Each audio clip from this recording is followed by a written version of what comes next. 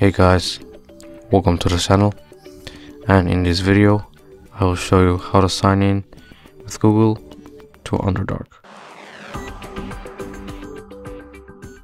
So first you want to go on the top right over here, and then you'll see account, and then here you'll see an option as sign in with Google. Then you can enter your account and it's restarting.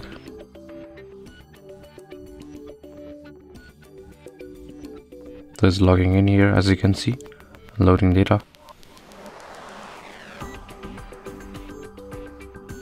So it might take a while.